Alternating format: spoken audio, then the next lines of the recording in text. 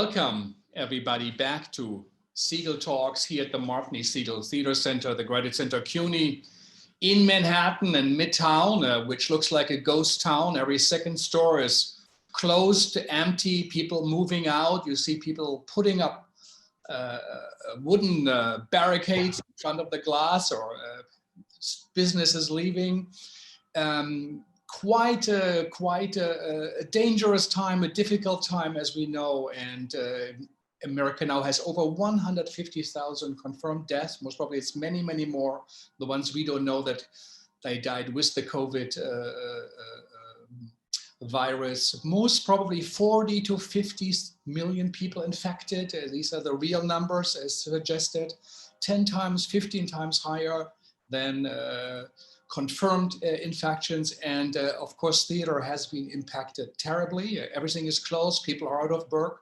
They will be out of work definitely till the end of the year, most probably till next summer. It's a catastrophe for the field, for all of us. And we have been talking for 18 weeks now to theater artists from New York, from the US, and around the world, from the globe. And this will end as 4 months where we really talked every day with someone. We most probably were the only institution creating new content every day during this time. Alex Rowe from the Metropolitan Playwright said today, Frank, but it's not true that you're the only one creating original content, which of course is true. But I think we are the one who came out every day with something new, but of course also it's not a production, it was not an artwork in that sense. So he's absolutely right about that. But we really got an insight in the mind of theater artists. And as we always said here, theater artists are close to the present, to the moment. They anticipate the future. They have been on the right side of social justice, on the complex struggle for freedom and liberties. And now, if not now, whenever, would be the voices of the artists of significance and importance. So it's a big deal for us that we were able to do this. We want to thank Hal Round again for being so generous and supportive. We do not take this for granted.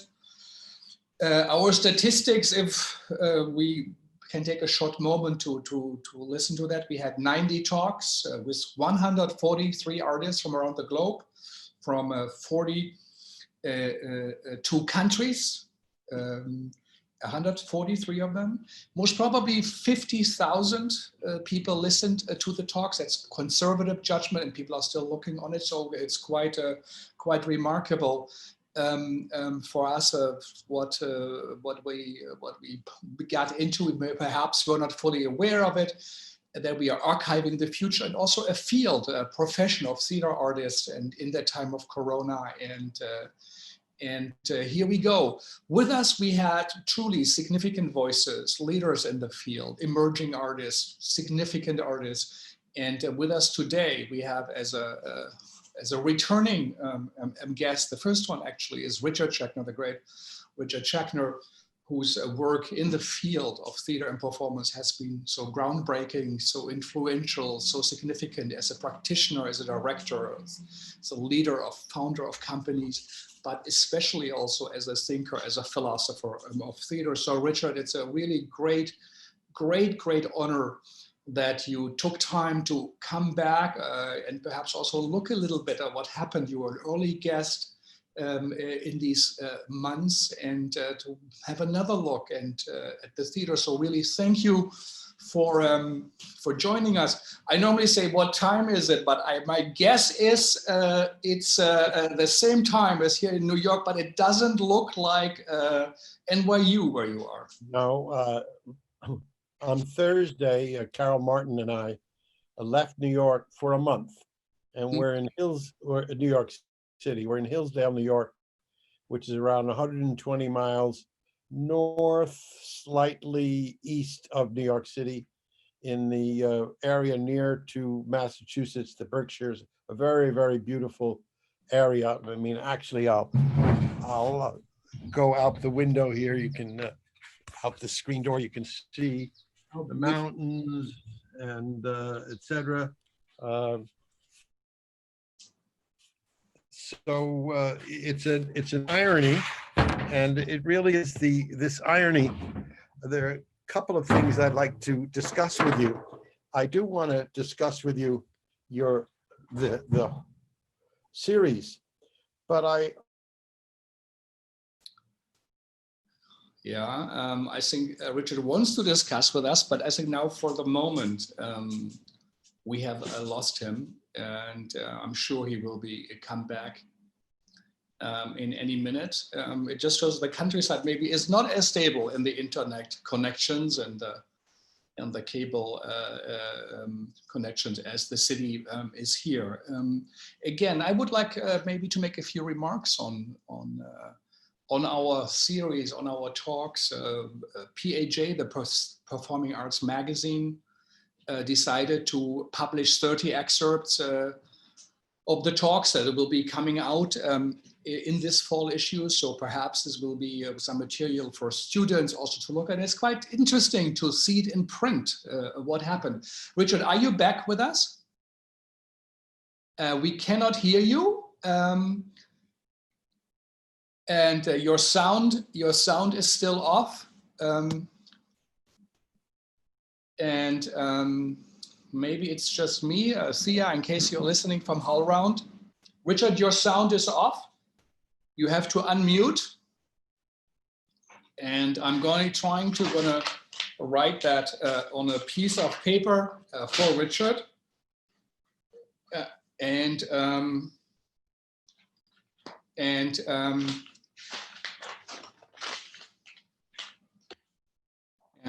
Well, listen, it's not so easy.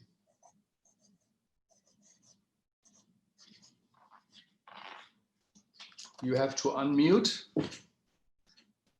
I'm unmuted, but I don't see you. Here you are. Here you are. We hear you again. Yeah, but you don't see me, and I don't see you. We do see you. We see you. We can see you. What happened was that beautiful place I was too far from the router, and it disconnected. You see Let's me. go back, Richard. You were saying, sit down. Yes, I will. I'm going to try to see if I can get a picture because I'd like to see. I'd like to see what's happening here. HowlRound.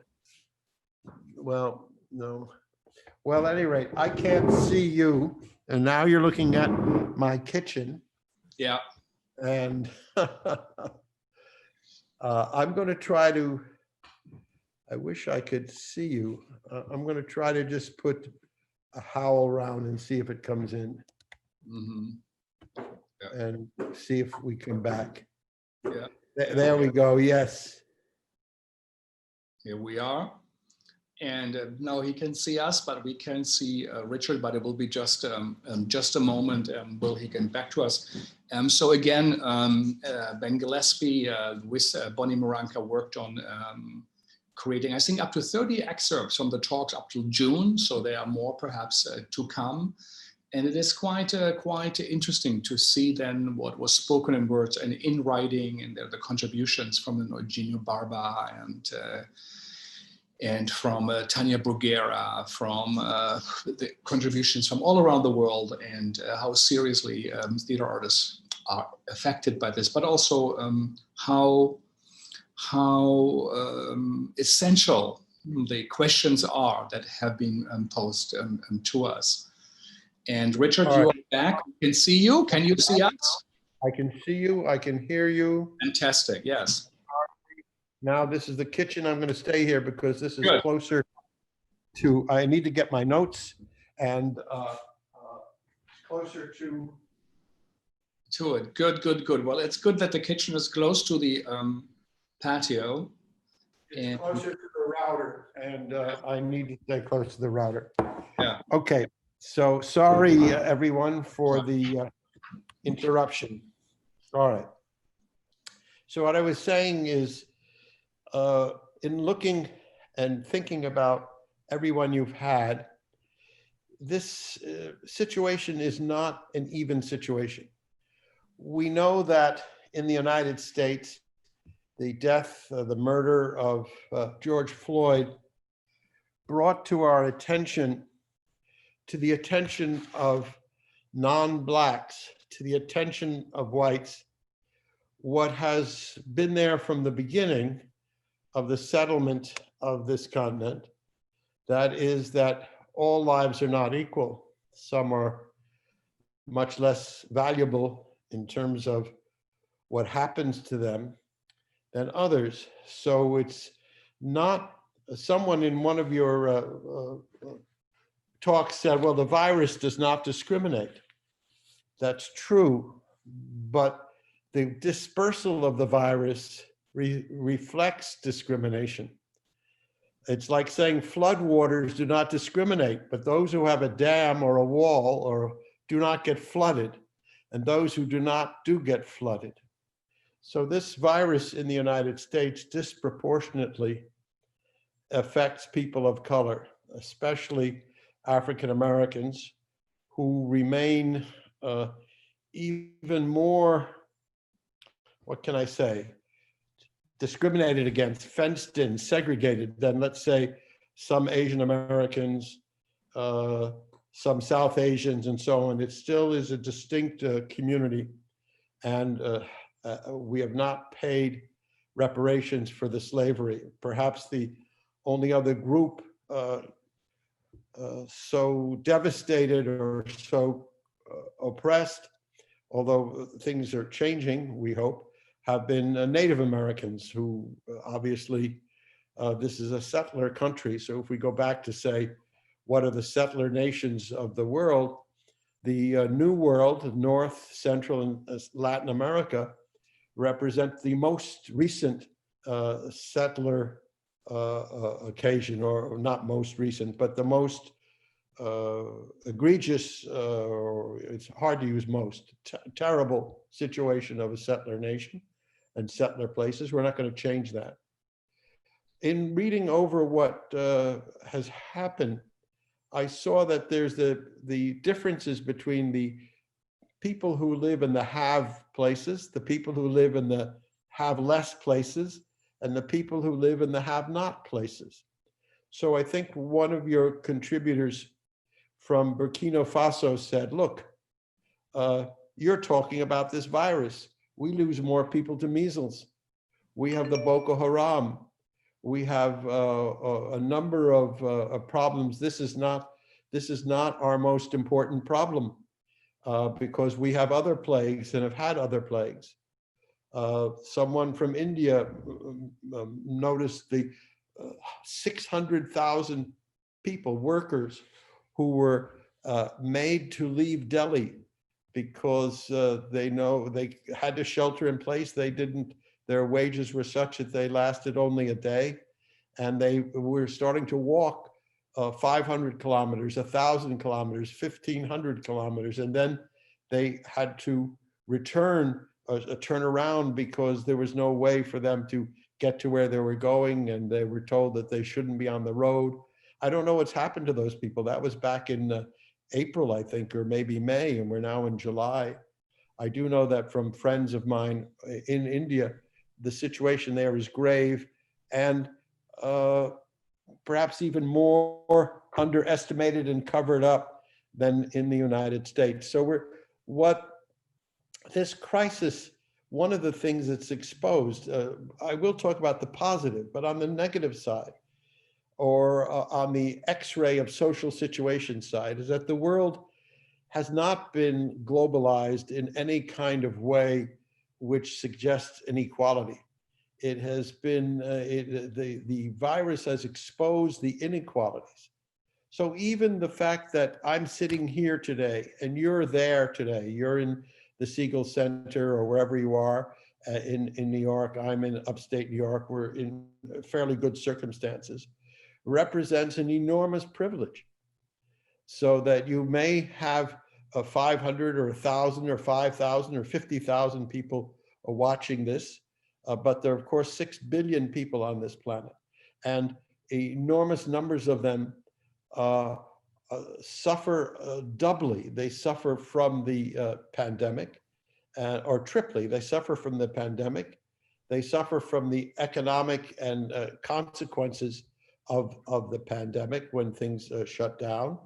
And they suffer from the previous endemic pandemics that continue to plague them, in the literal sense of plague them. So that this reminds us of how far we have to go. I mean, it doesn't, it would, and in a certain sense, depress me, but it doesn't depress me, but it does tell me, it does show, it is a kind of spotlight on the inequalities we have. So some of us can worry about, will people come back to the theater? How much online performance will we be able to do? Can we teach university seminars through Zoom? While others of us being the human species, still wonder, am I going to eat tomorrow? Who is going to die of diarrhea in my family? How can I get out of this horrid refugee camp, which if the virus comes here will take, infect 80% of the people, because there's no chance to do social distancing. You can tell me social distancing is like telling me drink only clean water when there isn't pure water. So that this has really, the George Floyd incident, the George Floyd murder was a kind of synecdoche. It intensified, it showed what is there to be seen. He's not the first, and unhappily, nor is he the last Black person to be killed by police, to be killed by state violence. But we have the instruments now to actually watch this, and seeing these things repeated is a kind of snuff film pornography, as well as a way of raising consciousness. In other words, I am myself so ambivalent. In other words, when that video got played again and again, I literally covered my head. I didn't want to see it again and again. And at the same time, I know that you go on to places in the internet where such videos are played as entertainment, literally as entertainment, as celebration. And so what our instruments of communication have given us is the ability to see the full range of human behavior and human feelings, from the very positive ones that, Frank, you represent, and that so many of the people who came and spoke on your series represent, to actually horrific actions that people celebrate. That we learn that genocide is not an infrequent or past event.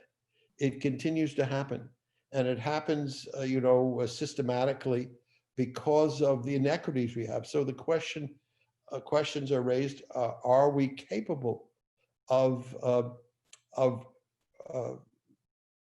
remedying, of changing, of moving forward? It's not that the human species, that the human race, I hate to use the word race in relationship to our species, but you know what I mean.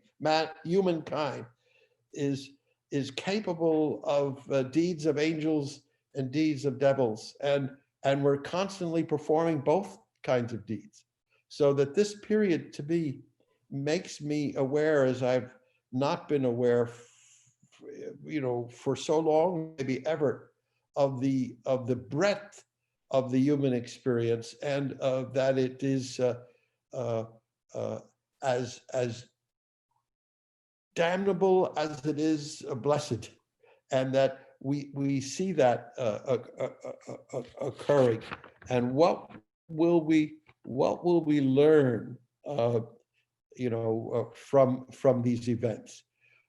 When the holy grail of the vaccine comes, where will it go and what will it mean? So a vaccine comes, and I assume that many people in Western Europe, Japan, South Korea, North America, and even there, the question is, will the people in the wealthier people get this vaccine first, even in these places? Will they go to equally to Turkish workers in Germany and African-American ghettos in the United States, as they will go to people like me?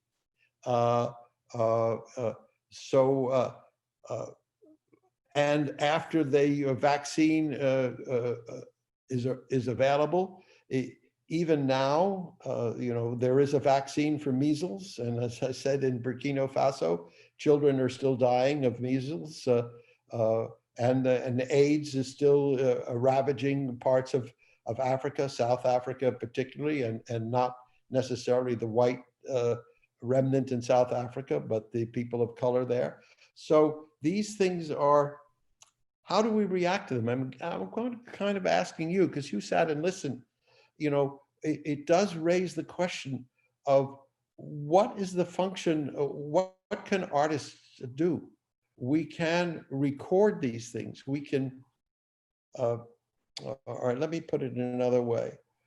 When Euripides wrote Medea, when Shakespeare wrote Lear, were they doing anything that helped the world? Or were they saying, this is the way the world is? And for those of you who have the leisure or the privilege or can get into the Globe Theater or sit in Athens or down through time, you can learn about these things and we can kind of have our jaw drop. We could be astonished by them. But do they change anything? And, I wish I had an easy answer and say, yes, art matters. And for me, of course, it matters. And for you, it matters. And I think for most of the people watching, it matters greatly. And maybe artists are not there to address these incredibly difficult social problems, which we now see much more nakedly than we saw before. And the virus exposed it, not only because it exposed everyone's vulnerability, but it also exposed how that vulnerability was met in uneven ways by different societies. So what do you think, Frank? I mean, what do you think about that, having listened to this, the role of the art and the social structure that this virus has exposed, and actually your own series, which shows us so much good work? Is it simply that we continue to do good work and we accept the human condition as it is and slowly ameliorate it if we can, recognizing that perhaps we are not deeply living better than we lived 1,000 years ago? Some things are better, some things are worse. Is that the way it is? Or is this story of progress a true story? Mm. Yeah, it's the big question. And listening to all the artists, many of course said art is important to me and that's enough. I'm a human being, as it is for someone to paint, as it is for someone to be a farmer, to be a father, a mother, to be a lover, or to be a writer. Says that is, we don't care so much. Other people say it's important or not. Abhishek, who you also mentioned in India, he said, well, we do work in small places, but I get censored by the Indian government. They don't care about the TV and they don't care about the movies, but our plays get forbidden. So it must have an effect. It must be important. So maybe we should ask them, so they, obviously it highlights something, as you said, it produces something, but it is such a deep question. And as you also said, just yesterday we had two artists from Lebanon who said, for us, it's now about survival, about food. We have electricity for 2 hours a day. We cannot even get the money out of the banks. The American dollars, they might have, the few ones are no longer allowed. And even middle-class families are starving or don't have the access to food. It's collapsing. And so how can we even think about art? But they say, Dima said, yes, but we do. And we think of strategies. It's who we are. And I think what emerged from the talks, and it is deeply moving, it is inspiring, and it's also part of what is real, symbolic, and not just imagination, but part of imagination is that what these artists do is representing the very best of life. if there is a functioning community, a functioning city, a functioning society, theater is functioning. A great city has great theater, it's the reward. Great sports. And if it's not, there is no theater, it's forbidden, it doesn't come out, you don't see great theater. So, so actually theater in that way is a celebration of life. So many talked about what it is about of getting together. Gertrude Stein said that, you know, half of theater is you call a friend, you make a plan, you have a coffee before you go in, then you talk about it, what they say, and then you say, it was so lovely to see you, and go home, they connect. And the other half is what they show. And so I think what it did show is that the deep experience of life, you know, as the Russian critic, thinker, it will come to me in a second, from the 30s, who said, you know, when black is black, a stone is stone, hate is hate, love is love, you experience it. And so the deep experience of life next to inside, you know, our inside, but something that comes from the outer. Perhaps theater is one of the closest, and that's why we miss it. But I think, as Brecht said, first comes the fressen, first comes the eat, to eat, and then comes the morals and the ethics. Yeah, but you know, there is where Brecht is wrong. And this, because I've been to places where people will, particularly in relationship to religion, to what they deeply believe, they will make great art in the service of their belief before they will put food in their mouth, or despite putting food in their mouth. I've seen it in India again and again. So there's this fabulous music, there are these processions, there's the performances, and these are very, very poor people who dedicate, you know, who make these things. So it's the question of when theater, not just theater, but art itself becomes sui generis, becomes art for art's sake, becomes itself.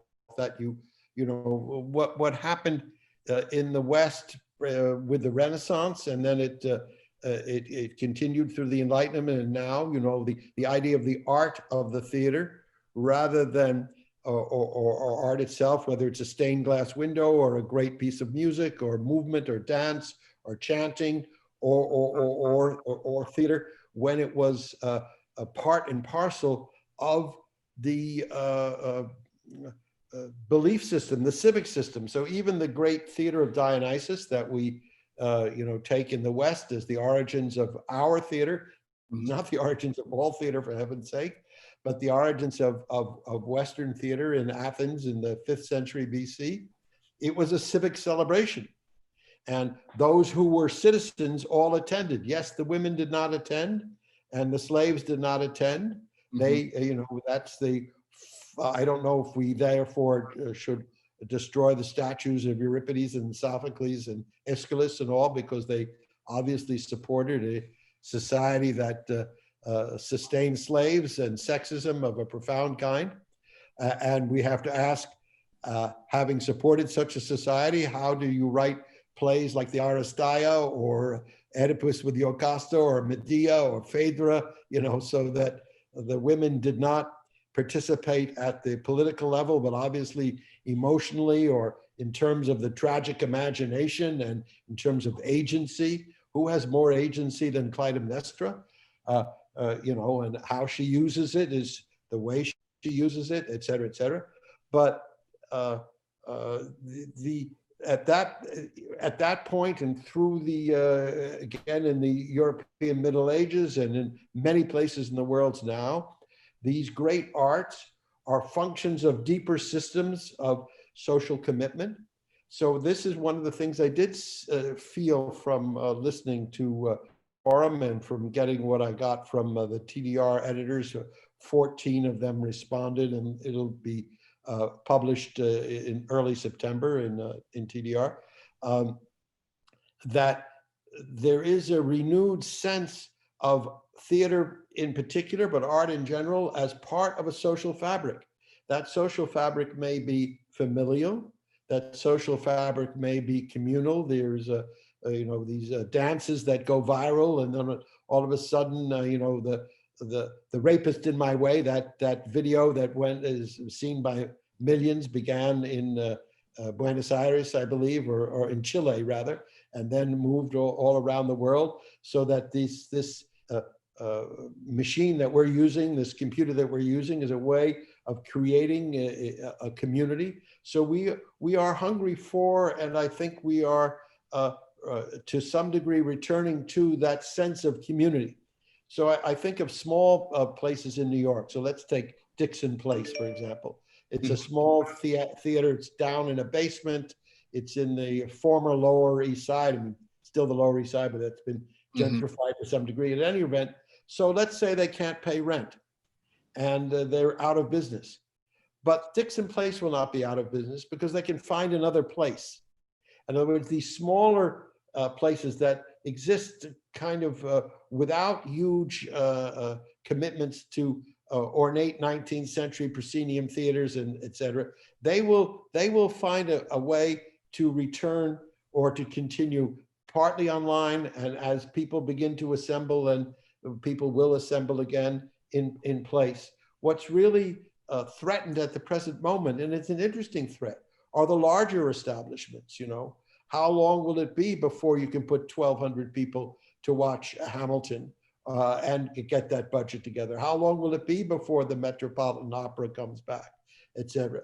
So the smaller places, which are in a certain sense like opportunistic insects that find niches, will they continue, and they will come back because they don't need the terrific resources that the larger ones, and they form a different kind of community. When you go to these smaller places, you are seeing people that you see again and again at the same, you know, the Marvin Carlsons of the world, who go to everything or a lot of things. So you form a certain kind of community. That is hopeful to me, that kind of community will persist and even thrive. The question then remains, though, how are we going to address the large structural social changes? And I don't know if it's the job of art to address them, except as Brecht did, except as the Greek tragedians did, except, you know, to call, as Chekhov did and Ibsen, to call attention to them. At the end of Death of a Salesman, Linda says, attention must be given to this man. And she's kind of speaking for the playwright, for the artist. Simply to pay attention is an act of living, of life, an act of potential change. Whether we can, as a global group, really raise ourselves from poverty, raise ourselves from injustice, I don't know. It may be that the human enterprise is a vast cosmic game of whack-a-mole. You knock down this injustice and that one pops up over there. You knock down and someone pops over there. Maybe that's the way it is. I'm old enough to have that slight taste of despair about it. But maybe there is such a thing as progress. You know, Steven Pinker would argue that in The Better Angels of Our Nature that given statistics, we're living in a peaceful age, that a smaller proportion of people are hungry, a smaller proportion of people are dying in wars, et cetera, et cetera. The absolute number is greater because the total number is greater, but the proportion is less. That indeed, in much of the world's history, most people's lives were nasty, brutish, and short. And now at least we have, there's some progress in that. I don't know, what do you think? I mean, I'm kind of, I kind of begin to know what I think, but what do you think from listening to all of these artists? Do you think that we're moving in a healthy direction, or do you think it just is a kind of a cycle? Mm-hmm. Well, in a way, on one level, I would agree. I do think that extreme poverty or extreme hunger, except for sub-Saharan Africa, most probably in this world, is no longer as prevalent as it was. There is a better access to education for women, girls going to school, but it's of course, a long process. Numbers of solar energy that is being created now by far outstrips what even Al Gore promised in the late 90s. It's incredible in that sense what has happened, and we also need to recognize that numbers, I am from Germany, a country that is so peaceful and also tries to lecture people on democracy, and they're doing a great job, but they caused 2 world wars with, I don't know, 40, 50 million deaths.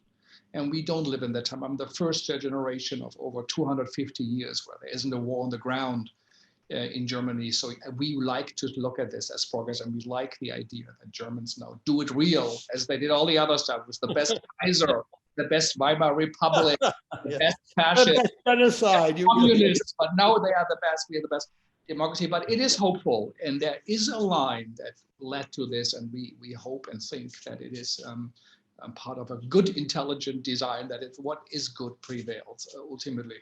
I think theater artists, and I think you are right, theater artists in a way have to call attention, make visible a change. And Bogart said here on the talks, quoting physicists, the mere act of observation changes reality. That's what she quoted from nuclear physicists. Heisenberg, it's part of the indeterminacy principle. Yeah, yes.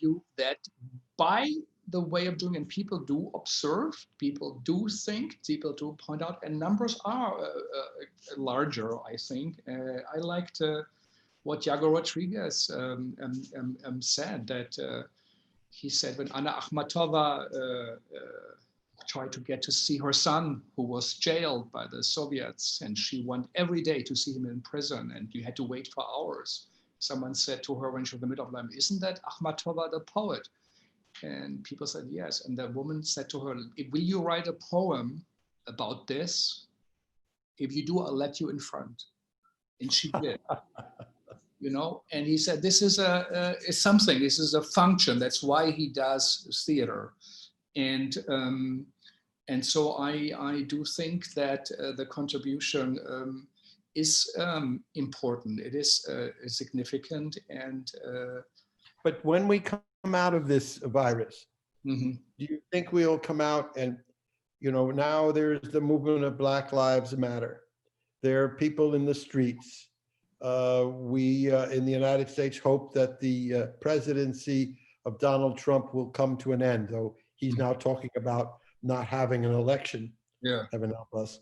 But do you think that when this is over, we will go back to business as usual as quickly as we can, or will take the lessons that we've learned and apply them, that there will be, a move towards greater social equity, not only in the United States and in the highly developed world, but collaboration among the nations, that we will come to grips with climate change to some degree, to move away from fossil fuels and all that climate change will bring to us if we don't attend to it urgently?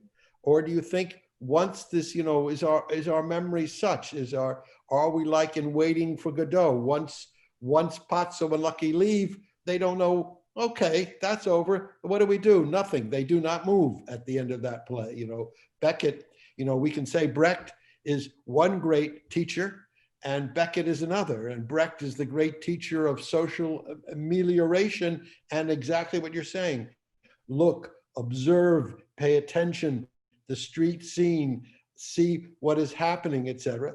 And Beckett says, life decays, entropy, it goes down. People have very short memories. Once you do give a little bit of relief, they forget about the pain, and particularly the pain of others. Who looks at what Lucky suffers in Waiting for Godot once Lucky and Pazzo have left? So which is it to be? Or are we, as I feel, always in a tension between these two visions, between the tragicomic of Beckett and the political hope of Brecht, which, and we have the followers of both, or, between Aristophanes and Euripides, if you will, or, one could get many examples. I feel that that we contain multitudes, we contain it all. if indeed we can end poverty, but to end poverty in the long run, we have to control population. You know, you can't, I hate to bring these things up, but the world only had 2 billion people in it 75 years ago. Can you imagine? 75 years ago, it had 1/3 the number of people that it has now. So that's, you know, Malthus. The population grows geometrically and the resources grow arithmetically. And so that the question then is, yes, we can end poverty if we can level the number of people. We can't just constantly add people and so on. And I do think that art shows us this. And I think that what has happened in this, in a certain sense, terrible moment, but also a magic moment, is how much people communicate. So you're doing Segal talks. A year from now, will you do a second set of Segal talks when the crisis is gone, where people come back and see what issues remain that we have to address? And if you did a second set of Segal talks in 2021 or 2022, would you have the same amount of listeners, or does it always take a crisis? And then when the crisis is over, we kind of say, okay, we'll just go back to whatever the new normal is or the old normal. But over the long run, what's happened is a kind of increase in ability to solve problems, coupled with emerging new problems. In other words, people didn't have to worry 1,000 years ago about water pollution. There weren't enough people to worry about water pollution. And water pollution just happened to be human shit and some animal shit and so on. You could deal with it organically. It wasn't kind of heavy metals. It wasn't the results of industrialization. It wasn't radioactivity. So even as we progress, we produce more yin and yang, the other side of the progress. So that's the thing we have to grapple with, that the sense of crisis and comradeship that we have now, how can we maintain it and really make for some fundamental changes? Are we capable of them? That's what I really would like to know. I would hope that we are, but the evidence is not. It's not all in yet.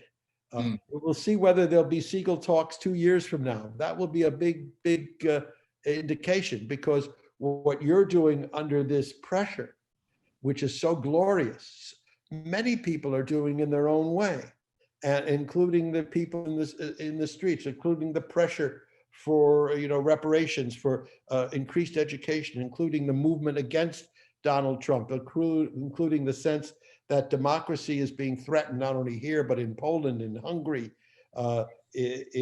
Germany has a new rising fascist party. You're talking about good things about Germany, but there's forgotten whether something for Germany. That party is not as small as it was a few years ago. And throughout Western Europe, there are these there's Anne Applebaum's new book on the twilight of democracy. Interesting book. Yeah. So the question then is, how can we continue this fervor, this goodness, this comradeship, this sharing when we have the vaccine? Yeah. These are important questions. They are important observations, important concerns, many answers.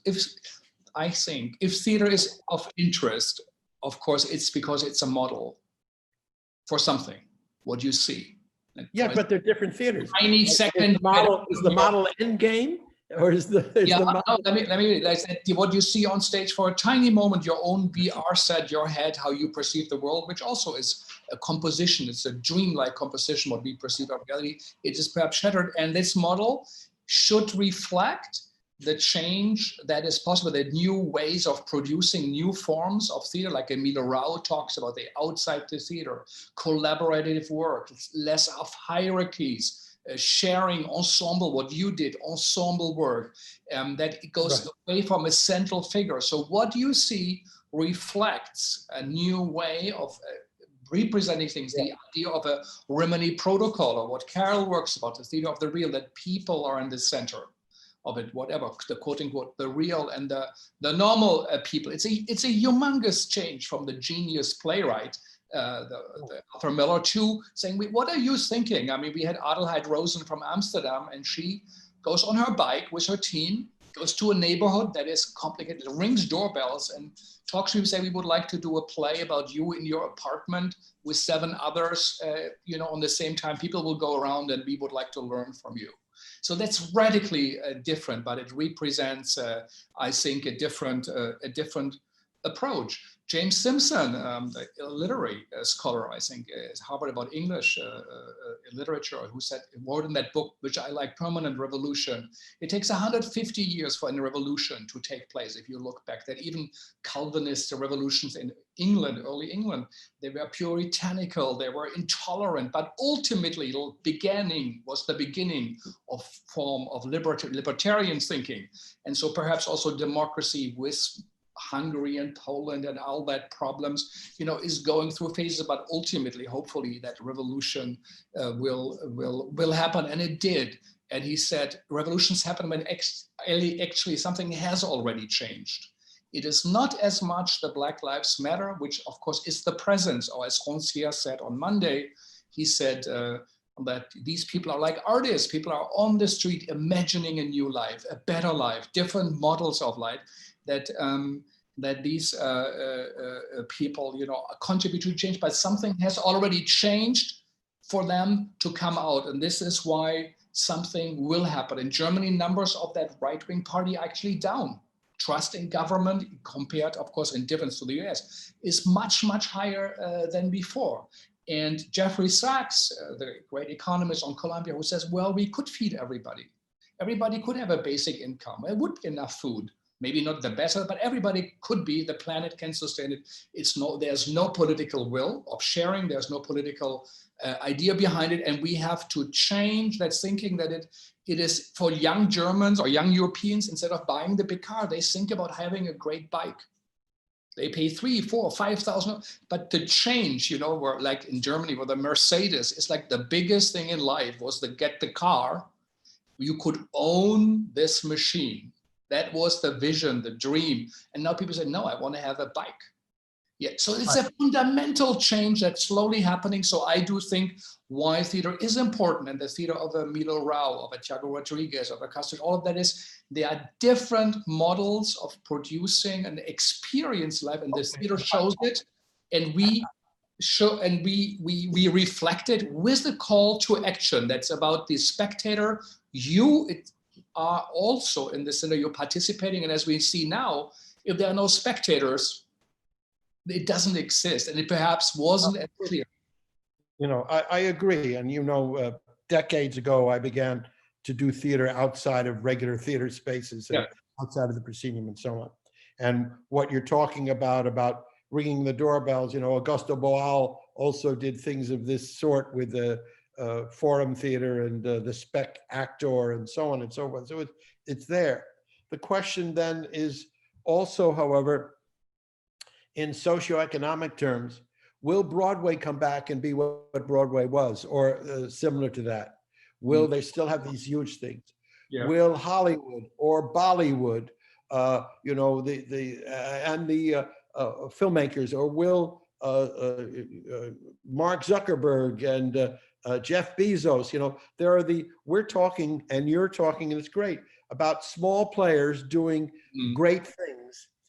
Because we can find, we're kind of like the cockroaches of the society. We find a crumb here, a crumb there, we survive, we make our work, we do it, we ring doorbells and so on. At the same time, there are these large structures which are productive and oppressive at the same time, you know, so that at the same time that we're socially learning and socially distancing, perhaps we're doing more shopping on Amazon and not less. So Amazon is kind of like the bicycle, right? So what happens to the small store owner who depended on you to do something now that Amazon does like that, and without any danger of the virus getting to you, because, you know, it'll get to the messenger who's delivering it, but not to you? or when the Schubert theaters come back, or when, you know, it may not be Jeffrey Epstein or whatever his name, you know, the other guy in Hollywood, but it'll be somebody else in Hollywood. So what happens to these larger structures? I think that's one of the crises in American democracy. In other words, what you're saying is true, but also the alt-right is also highly, quote, mobilized, literally. You know, there are like 350 million guns in the United States, some enormous number of weapons. And these groups are also organized. They also use the social media. They use the same tools that we use, and they use them with a large number of people. I mean, yes, Donald Trump may only get 40% of the vote, but 40% of the vote is an enormous number of people. You know, so the question for me is that this is ongoing tension and ongoing dialectic, and I would like to see some big changes made in the large structures as well as in the small structures, and that is very hard to envision, because I don't see the I don't see the energy that I see the energy there to survive and thrive insofar as we can. I don't see the energy to survive and thrive and really overturn the social structures, so that we have a new way of living, so that Amazon is truly a public corporation, or whatever it could be, so that the Broadway is not only has new modes of showing things, but its whole infrastructure has changed. That Hollywood, you know, we not only have indie films, but some of the larger film, you know, the things that go to Regal cinemas or wherever are also changed. So these are questions that I think we need to think about and work on. I was thinking one last thing. I know I've talked a lot here, but one last thing is that I was thinking about the word revolution. So, and at my age, you think about these things a little bit differently. And I say, do I really want an armed revolution? When I was younger, I would say, you know, revolution is a revolution. You know, the French had it, the Russians had it. You know, they went out and they killed people, and they changed the government. The czar is no longer there, although I don't know, Putin seems to want to be a kind of czar. But when we use the word revolution, are we really talking about reform? I mean, when people like you, like me, do we really mean reform, or do we mean revolution in the Che Guevara, Lenin way of revolution? Even George Washington, you know, they took up arms. And I personally no longer feel that taking up arms will lead to anywhere, except for a lot of death and the reestablishment of an order that will be perhaps different, but in certain oppressive ways the same. Maybe different people will be oppressed, but you know, if you look at it from another planet, it'll still be one group of humans oppressing other groups of humans. Reform is something else again. I like the idea of new structures and reformations, and what you said about it taking a long time, because you talk, you know, I like the idea of the Newtonian revolution or the Einsteinian revolution. You know, these are ways of changing modes of thought, and they over time they change the whole way the world is apprehended and the way the world is made. So those kind of reformations, I'm very much in favor for. Armed revolution, I think, is a chimera. It doesn't really get us what we think it will get us. You know, the Russian Revolution did not get the Russian people what they expected. I don't know, Mao's revolution seems to have gotten the Chinese a lot of what they expected. So there's a case where it seems to work, though many of us may not want to live in Xi Jinping's China. But of course, the number of people that were lifted from poverty there is an enormous proportion of the population. Even in my lifetime, when I first went to China in the early 1980s, people were living in caves. I saw, you know, the change has been extraordinary. at the expense of freedom of expression, at the expense of some Ai Weiwei's kind of thing, at the expense of what's happening in Hong Kong. But perhaps that's not such a bad trade-off for those people. So, you know, it's also tolerance of different systems of governance within a certain range. Maybe democracy is not the mode, popular democracy is not the mode for everyone at every point of social development. I don't know. What do you think?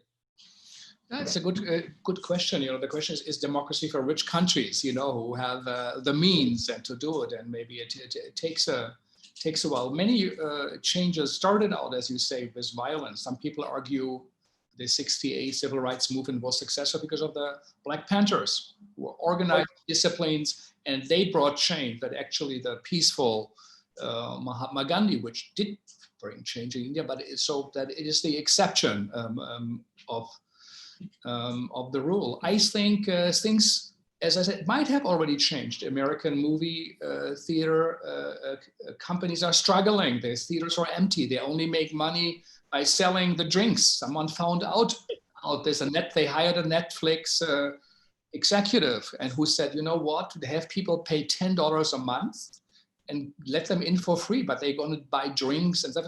That's the only way you're going to make money. And that's what they did with the Gold Movie Pass. And within I think a month, 10 million people or 5 million signed up. And but nobody thought of so many people would come.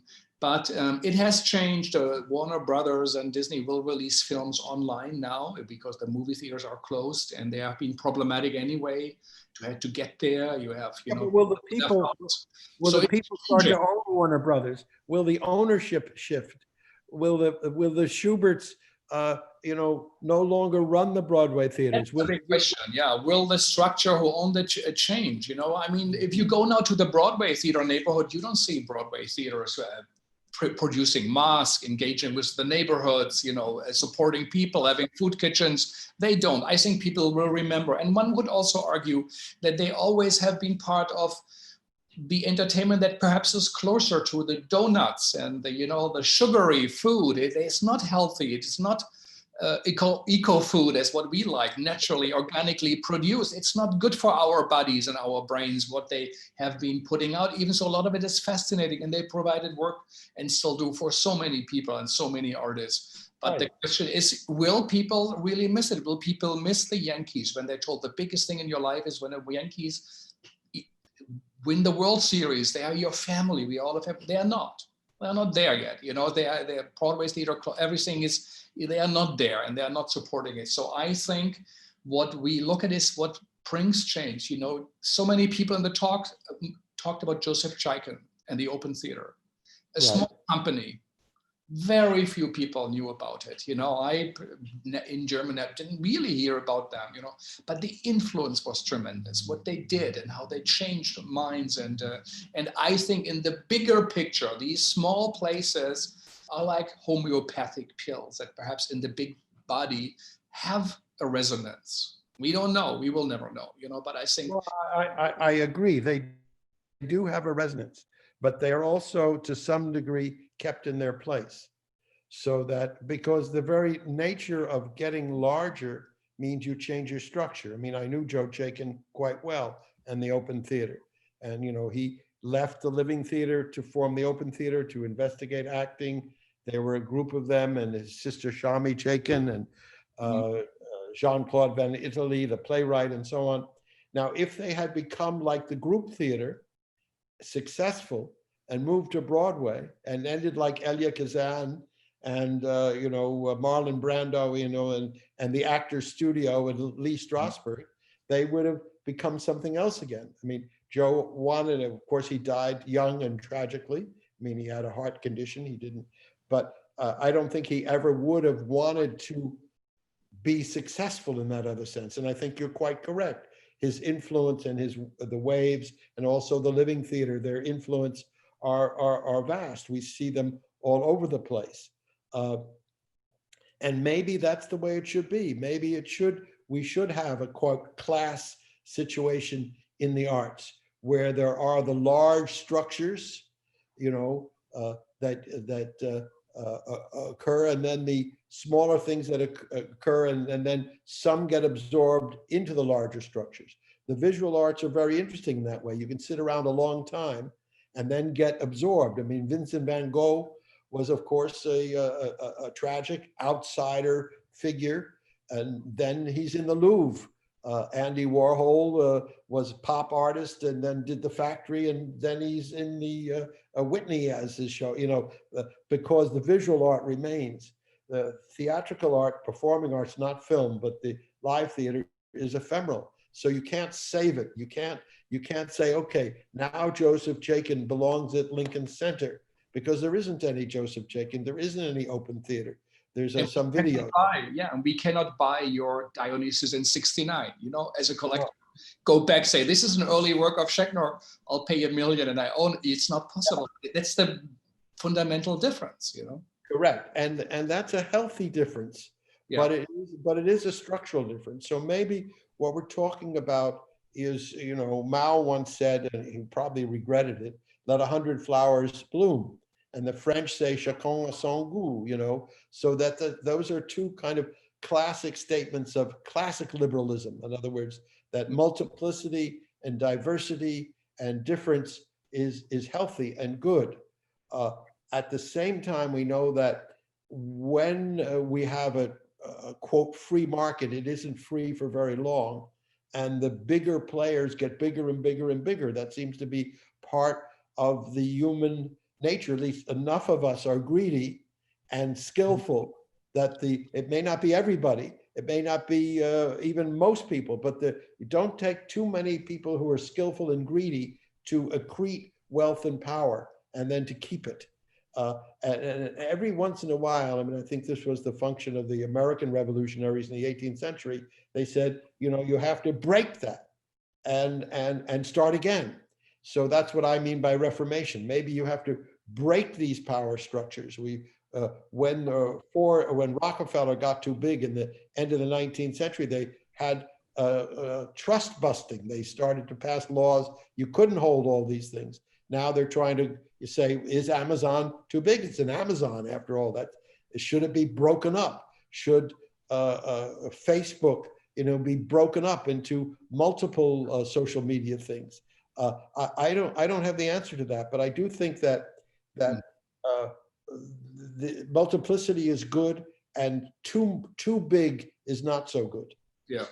Yeah, I think this is definitely also depending on one thing is not good. What we learn, right? They have to be independent, small units that do work. And the question, of the 100 flowers, the argument, the other one is you can cut those flowers, but spring will still come. And the question is, are we in that spring? Even if things are cut here and there in Hungary, Poland, Trump, is it still coming? And I would say, yes, I am in that sense hopeful. I think that mankind does remember in a good way. It just might take time. Talking about the American Revolution, the slavery project, also by the New York Times and others, very clearly also said that the American Revolution, one of the reasons were that the British said we're going to end slavery. And that lots of states, especially the Southern or others who were very, very loyal to the British, they said, that's not possible because as I guess Ted Cruz said this incredible thing, who said, what was a necessary evil? No, Tom Cotton said that. We needed slavery as a necessary evil. It's a shocking, racist, supremacist statement a week ago or like 2 days ago. But they said the American Revolution, which always was a transatlantic revolution with the help from France, only because the French fleet, naval fleet, finally intervened, also helped the Americans to win, and they gave large loans. But the idea of that revolution was also for a wrong reason, perhaps, next to all the good reasons that were also part of it, as you said, the contradictions we all live in. And I think the absurd contradiction that Thomas Jefferson can write all men are created equal and hold slaves. He wasn't an idiot. He must have known what he was writing and saying, that he could not live up to his own ideals. Yeah. So, and he didn't free them all upon his death. He freed his wife, but he did not free her son, others. So the contradictions are right there, you know, in almost all of the world's great myths, whether it's the Bible, the Ramayana, you know, these great myths have contradictions at their heart, that people are going in two different directions, that no one is perfect. You know, as Hamlet said, you know, thinking makes it so. The very fact that we think means that we imagine great things, but we can also imagine and do horrific things. Yeah, yeah, yeah. I think that is true. I think why theater is significant, and I remember once Basil Jones from the Great Handspring Company talked about it. Use of puppets. He said, you know, he did Wojciech, Ubu and the Truth Commission, and he said it was hard. By the way, he always would say, we use puppets because puppets can say things, and censors don't get so upset, you know. Right. And we do use comedy, and we use human relationships, even in the times of apartheid, and our contribution was significant. It helped to change. People came to see our work, and we got away with a lot. And the fact that we could do things was meaningful. But Basil Jones said that you could represent things that were normally not possible, like the Father, Son, and Holy Ghost. How do you really do that? That's, you know, paintings try to, it doesn't really work, but you have people moving a puppet. The puppet seems alive, but the person is hiding. And you don't, for a moment, you're irritated as a spectator. What's going on? You know, or what's real? What's not real? He said, for a short moment, as Heiner Müller said before, between looking here and there, what really happens in our brain when we look from one moment to the other? So he said, but this can fracture that, and it is an opening, and all of a sudden you listen, and you spend some time outside your normal VR system. Our brains are not different than VR machines. That is, you know, I think a minor that the German philosopher who wrote about meditation and the ideas of his mystics to experience real reality or the acts or the divine. He says this for centuries, philosophers and people, holy people, have tried to access that. And that theater perhaps is a way for that short moment to question what we perceive as reality. As you sit there, and Richard Foreman once said that, you know, we don't see our heads. You don't see your head. You see your body, but it's your head that processes the world. Yes, but now we think it's objective, but it's not. Now you see it on Zoom. That's true. That's a big difference. Perhaps that's why we are listening to each other. But he said, you know, so what we see with our head is a VR set. It is creating a reality that is dreamlike. Our neurons, we process it and we think this is true, this is not true. And we are not aware. This is what Jung and Freud, what the school told us, when people hated when Galileo said the world is actually, or the earth is not the center of the world, when Newton who said it, and Darwin who said we are all from the apes, and then Jung and Freud who said we are who's governed by our subconscious, and we are not able to understand that we are not able, but for a short moment we understand that we processing things, and that we are a little bit questioning that for a moment, and in that way there is a chance, and it's one of the few ways to understand that perhaps we do process reality different, and that the idea is to be aware that we are processing. We will never get out of the Richard head, the Frank head, or whatever, but we are aware that we are processing, and theater teaches you that. And I think this is why it is important now. And what I hear from all these artists who say things are so complicated. Guillermo Calderon in Chile said we were on the streets in December. Police were shooting at demonstrators. They shot about 800 students, he said, people, the eyes out intentionally. And then the same police is now saying, shut down, don't go out, we have to protect you. Or yesterday in Lebanon, you know, millions of people, 2 million at one time, were on the street, almost a quarter of the entire population. And then they had to go home. You know, so to deal with these things, to live in the contradictions we have, I think, and not to go to fast answers, the Trumps of the world who say it's black or white, it's right or wrong. It's all easy. They are lying. They are lying to us because they do not look like theater and the same thing from a different way. Michael Frayn, the great playwright, said, if you have a great play, everyone is right. That's a great play. You know? Right, right. Well, I think you said it very, very, very well. And we live in this immense complexity. And during this period where we've been forced one way or another, either internally or externally, to isolate ourselves, to communicate in a new or different way, or not really new, but more intensely using these means of communication, to be careful and aware when we're out. You know, part of the thing about going out into the streets is you look at people and you say, are they safe for me? Are they not safe for me? You kind of do this kind of dance. It used to be, at least in the New York streets, that you maintain your anonymity. You know, you plowed through, you kind of had a channel. Now you kind of look this way and you look this way. You wonder who you're with, who is next to you. Do I want to be on the same side of the street as that person, as this person? So all of this is a kind of marvelous hypersensitivity. And I would love to feel that when the vaccine arrives, and I'm using the word vaccine metaphorically as well as actually, in other words, when we are no longer threatened by coronavirus, or we feel we're no longer threatened, will we be able to maintain the sensitivity to others that we now have? Now that sensitivity involves avoidance, but once you have sensitivity of avoidance, you can also develop sensitivity to contact. Right? It's sensitivity that's the important thing, whether you use it to stay away or to come close. So will we be able to, once the metaphorical vaccine, once we're not afraid of that virus, will we now look at a stranger and we wonder, is this person safe for me or not? Will we be able afterwards to look at a stranger and say, why not hug this person? You know, I used to stay away, now it's safe to hug them.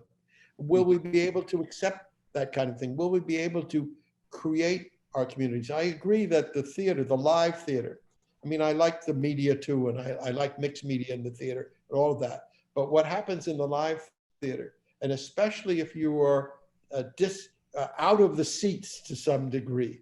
I mean, even in Shakespeare's day, the people in the pit were standing there. It was like a mosh pit. They were not sitting yet. And they were outdoors, so they were moving and they were doing. So I would like to see the live performance, like performance art, be much more interactive. It doesn't have to be fully participatory. It doesn't have to be Dionysus in '69 or Then She Fell or things like that. But it can get involved and bring people in more active ways. Now that we're doing it virtually, will we be able to also do it actually? And I would like to hope that we will be able to do that. Yeah. And we don't know really what the world will be like in 100 years from now. I mean, I've warned about, a lot of people have warned about climate change and the consequences and so on. But one thing we do know about history is that the projections usually don't happen. I mean, because of the reason you say, we imagine one thing and we begin to make something else come into existence. So I think 100 years from now, what we thought will happen won't really happen, won't happen. It won't happen in the same way. And what artists do, they not only can see the future, they can imagine what can be constructed. And that's what you're saying too, this life of the imagination. This notion that what goes on in here and out there are interactive, and I create the out here as well as the out here creating the in here. And we two together and whoever else is out there watching, hello, and participating, we're creating new realities even as we sit here and talk. Yeah, and I do think where people also agreed, everybody more or less said this is a very serious moment.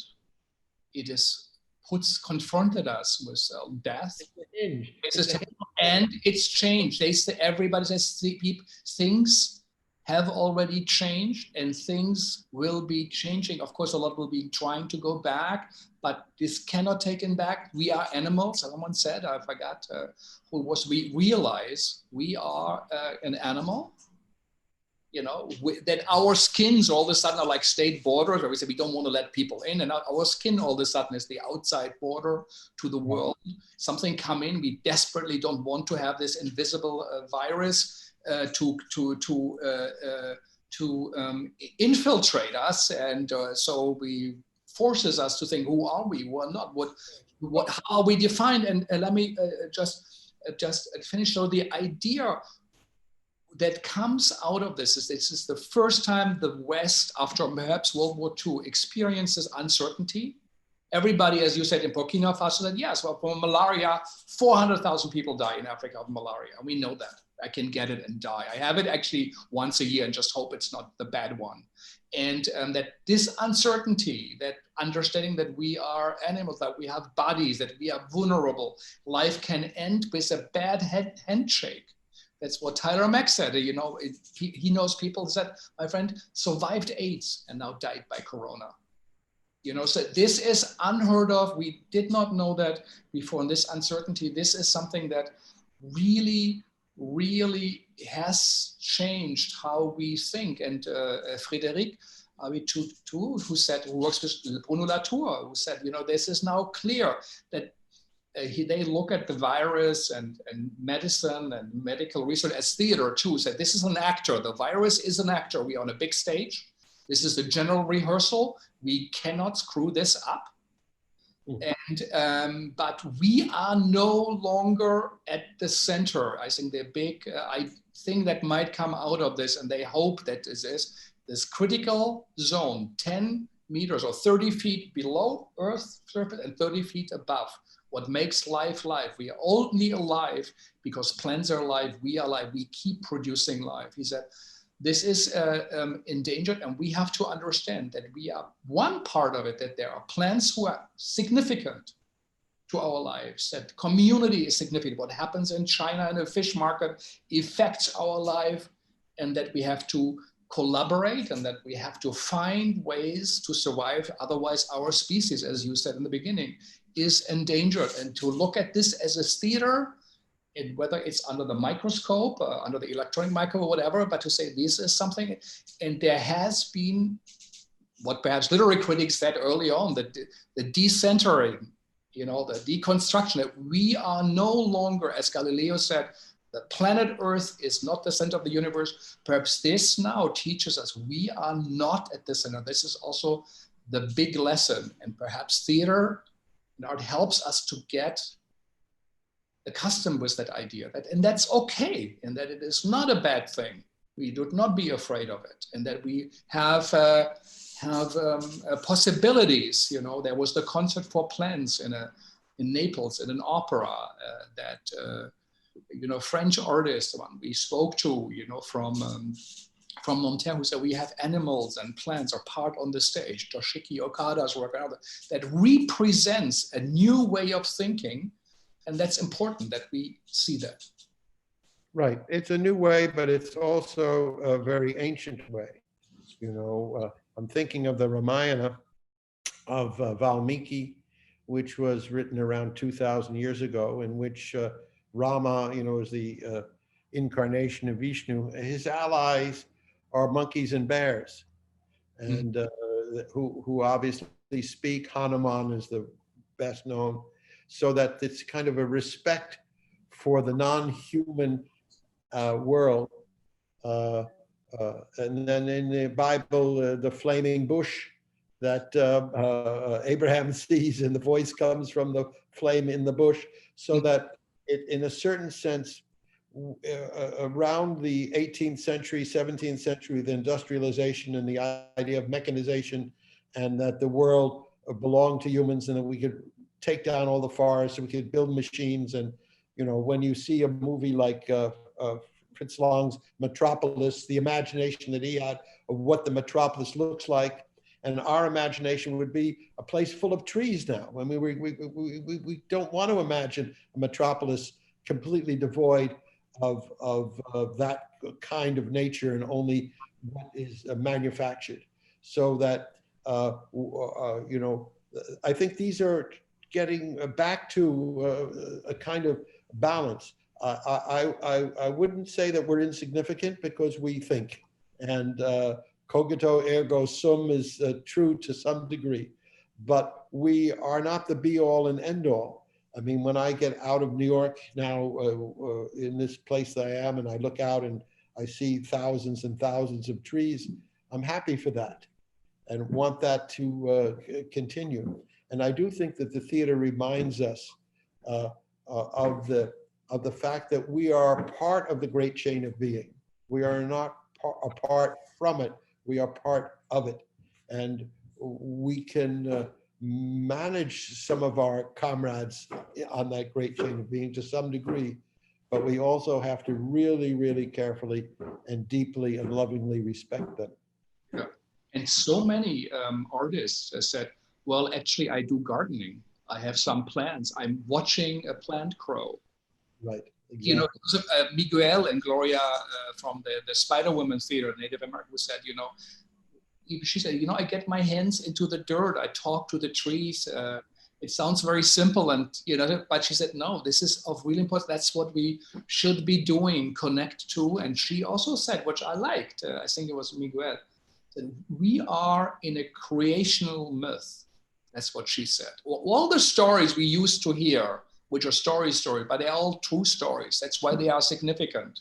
What happens in there can save our lives or destroy our lives if you listen to it. It's just now we are in a new one. There's the Mad King. There's the plague in the country. People have no work. People are starving. People are dying. How do we react? What do we do? What is the right thing to do? What is moral and ethical? I remember you talking about Antigone. I mean, you taught lawyers and theater artists together to say, you know, what's law? The written law, and what's human law? What did Antigone do? What is the right thing to do? And she came up a lot. Antigone and Galileo, those two plays were mentioned quite often, I would say. Did that surprise you? Would that surprise you? Or no, it doesn't, except that their stories finally are not happy ones. So I hope, you know, that we don't end up in a cave, walled up, or convicted of heresy. So well, that Rao changed it. He's changed the ending. He said he worked with the indigenous artists. He said they told him that that's not a good idea. And he said, okay, we'll change it. He was in Brazil when he had to stop it, you know,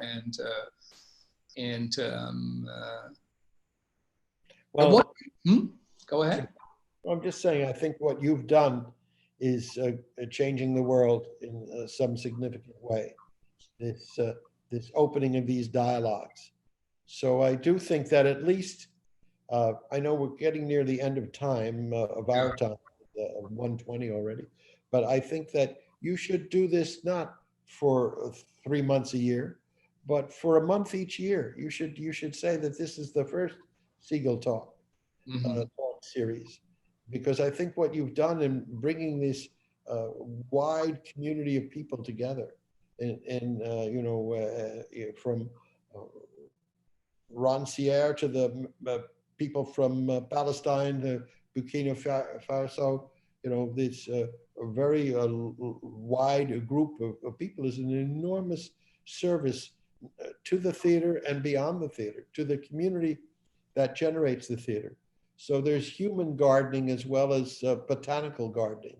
And you're a great gardener, a great human gardener. Thank you. I think that the Segal Center is, you know, a significant farm in the middle, you know, right there in the middle of New York City. So, and you're the gardener, you're the farmer. So I hope that this is not a crop for 1 year, but of course you run the Segal programs. So that has been going on for quite some time. But I mean, the idea of Segal Talks should be kind of annual or semi-annual event, maybe each time organized around a particular crisis or opportunity, you know, because the virus will pass, we will get the vaccine, but it's not the last thing that we're going to be facing. You know, one on global warming would be very interesting. You know, how art is going to attend to that.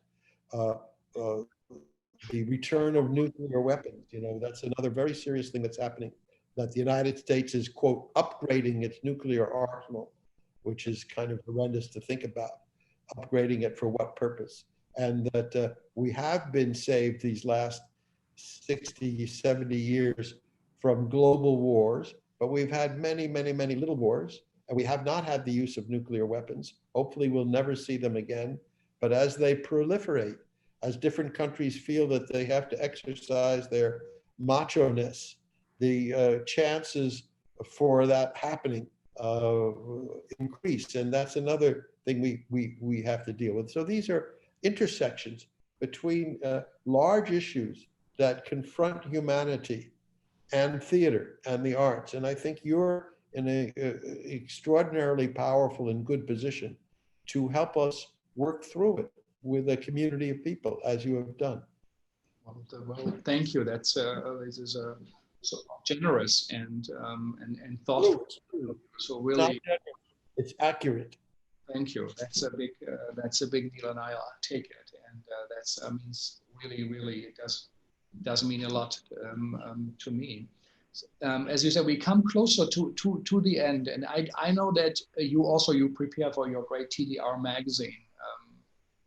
On the scholarly side also, reactions from around the world, from around the globe. So we are in a way not the only ones, but it perhaps was more the focus on practicing artists. But what it could also be, you know, a Segal talk series, you know, the voices, this, we at the university, we believe in thinking, we believe in theory, we believe in, you know, models to whether then they work out or not, but that's not the question, but we need those. This is of significance. But so what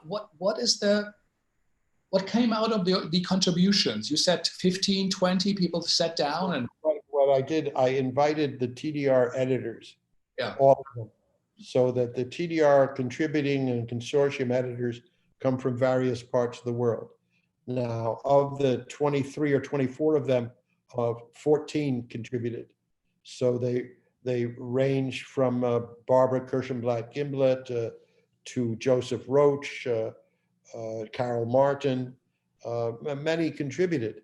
I mean, I can't sit here and summarize what they said, but they gave examples of performances. They gave philosophical takes on what the future is going to hold. Both Tracy Davis, who was a historian, and Joe Roach looked back at earlier plagues. And Tracy is talking about the first use of masks in China in 1911, where the flu was just beginning and hadn't gotten out into the world yet. And Roach talks about the Great Plague of London, in the 17th century, which killed 1/3 of the population. And then we have this many examples of current performances and so on. It's a very interesting take, because what you've done, which is so important, is this conversation. And then you're editing Sarah Lucy and her comrades, and you have edited for Performing Arts Journal. Yeah. And that's going to be very interesting. What we've done is it exists first as writing, and so that they've had a chance to write it. But we both chose to organize it when publishing in the same way, in a date way, because the earliest published is the earliest received, because what's happening is unfolding. What's happening is happening in time. So in that sense, the coronavirus situation is a theatrical situation. It's a narratological situation. It's, you know, it is theater, but it's actually a broader genre. It's the genre of the story being told. And the story has a beginning and a middle, and we're moving towards the end. We're not sure what the end is. We pretty well know what the beginning is, and we're still in the middle. It's also what Victor Turner would call a social drama. In other words, it begins with a breach, which is the escape of this virus, the virus jumping to human beings, and then the crisis when the virus gets out into the world, and then the redress of action, what we're doing now, which is how does it get dealt with? And then the end of a Turnerian social drama is either a a reconciliation or a schism. So reconciliation would be what I'm calling the vaccine, some way of resolving it, of moving on. And a schism would be if the virus morphs, the vaccine doesn't work, we have to live with this continuously. It's constantly moving forward, which is horrific to consider as a possibility. I don't think that will happen, but it is happening. I mean, one of the things that I see philosophically with the virus is our belief in progress. In other words, the deep human belief in the scientific progress. There will be a vaccine. The laboratory is working on it. We're testing. There will be, in other words, we take this as a natural occurrence with a human solution, right? It's not going to run its course. What happened with the 1918 flu is they had no vaccination. It ran its course, and several 100 million people died, a huge proportion of the world's population. And from 1918 to now, that's 102 years, human faith in human knowledge and science has exponentially exploded. In other words, we are terrified by some of our knowledge, namely certain forms of genetic engineering, the possibility of nuclear war, global emissions leading to global warming, and all of that. But we also celebrate it. We are confident that the Abbott laboratory or some other laboratory will get something that'll put in our arms and this virus will go away. You know, not quote herd immunity, which is an interesting term because you read it and it's about animals running together. You listen to it and it's like, I hear about this immunity. It's heard. It's a kind of urban myth that, you know, we can do it. So all of these things are operating together. And I look at this, you know, from my performance studies point of view, as not so much theater as a huge performance. In other words, theater is part of performance. I mean, I think of theater as a very precious, particular genre involving actors and perhaps stages and playing roles. But performance is larger. We're playing social roles, and we're acting it. I agree, is to perform, acting it out as a human species, and we have great faith. We have great faith. We're like Faust. We have great faith that we can find the solution, and hopefully it will have a happier ending than the first part of Faust. In the second part, he does okay, right? He does okay, and goes around the world. Yeah. Yes, I would say perhaps. I think Faust would be a great. I did once a Faust play, but Faust would be a great story to do in this period because it's a Faustian kind of thing we're involved in at this moment. It seems to me. Yeah, that's a very good. Yeah, perhaps, and some suggest he actually was model on Alexander von Humboldt, you know, who challenged, the world's idea that it all comes from Athens. And he said also Faust means fist, so you know, it matters. It matters, yeah, and that perhaps Faust too was the first post-traumatic work before Hans Thies Lehmann, you know, was anywhere in the series, that it was a very loose structure. Never started working it early on, never finished it.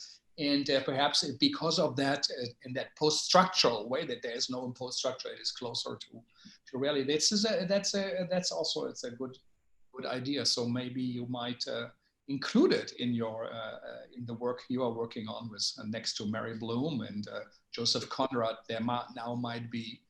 But I did a Faust. I did a thing called Faust Gastronome, in which Faust was a cook, but the idea of his and the Mephistopheles was a woman. So it was like the bargains he made and so on and so forth. Yeah. Any rate, yes, but Faust is I might include, it's a fabulous story. So it is a great story. So Richard, really, thank you for spending time with us and for sharing your thoughts. And it's as important, significant.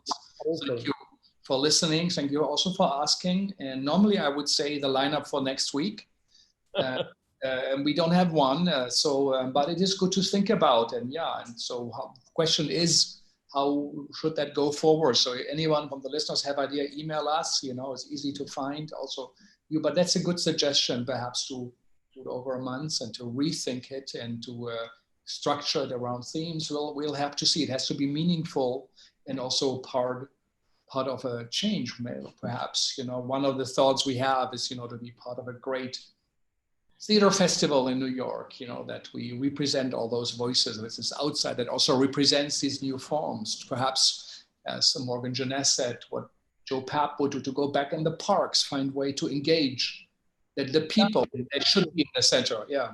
You should have a festival of multiple kinds of performance. In other words, rather than like under the radar, it's like all in public, but some is in the street, some is in the theater, some is in home, some is live, a lot online, a kind of a multiple theater festival. Very good idea.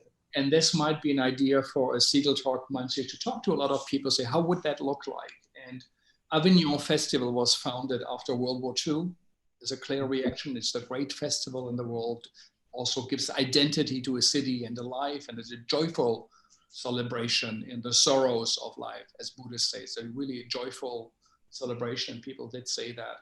As the last thing I would say is what I forgot, what a lot of artists did mention is it is a time for them to connect to the inside, to the inner world. I think it was Krishnamurti who said early on what he was so worried about. The computers who came up said, but it's the inside that matters, he said. It's not what comes from the outside.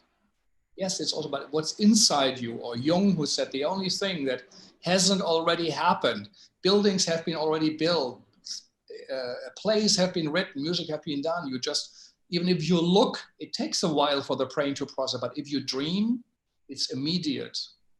No one has seen it, and you are the writer, the stage designer, the director. You put it all together, but that's who you are. And they said that people said this was a moment, or is a moment, to connect to what is significant. It's the inside, and everybody, especially the big corporations, say it's not important. The Yankees, the movie theater, the Broadway plays, that's more important, and it is also, but the inside also, I think perhaps this time is also a contribution to get closer to that and listen to it and to the ancient wisdom, as you said, from India. So Richard, really, really thank you. And I hope we continue, and it will be an ongoing conversation. Thanks to HowlRound, really, Sia, for getting up every morning before 9 a.m. in Los Angeles. It's an unholy time for everyone who works in theater, and she does, for VJ to be so supportive right away of the idea. I called him, I think, on a Tuesday, and then the next week, and Monday, the first talk happened. And that they were so open, though flexible, said this is part of our mission. We also need to get out of the kind of American context. We have listened to voices from the world. So it was a big contribution for us, and it was a privilege to talk to everybody. So Richard, again, thank you. Thank you. And thanks to all the people who talked to us, who took their time, put their thoughts in. Some of them were heartbreaking talks, some of them are very inspiring talks. I think, as you said, it reflected actually the world we're in and the kaleidoscope. So it was an enormous privilege. So thank you, and thank you for our listeners. Yeah, we are a little bit over time, but it's the last one. I hope we will get away from you. And thank you for listening. It is important to listen as we listen to the artists, also for you, the audience. It is about you, ultimately. What changes will happen? Will you implement in your life? What can you learn from artists' experiences, what they teach us, what they say? And this is of real importance, and to take action, and also to be someone who creates an authentic change in ourselves in order to change the world. And if there's anything we learned in this year, is we really need change. Forms we have don't work. They're old forms that might have worked some time ago, but no longer enough energy comes out. And as they should, and only new forms then who are close to the time we live in will create that. As someone said about Woodstock, it was the same concert today wouldn't have that effect. So we have to find what is it that helps us to reinterpret life, give us a vision. And I think theater can do that. And we are looking at it, and it's an experiment, and it's a laboratory, and works like from Richard, who did it as a theater director and as a writer and as an editor and a teacher. This is a shining example of how we we can live our lives and be part of change. So thank you so much. And thanks to everybody. And I hope in whatever way and form, we'll see you soon again and or see you Zoom. And goodbye. Thank you. Thank you for listening. Stay all safe.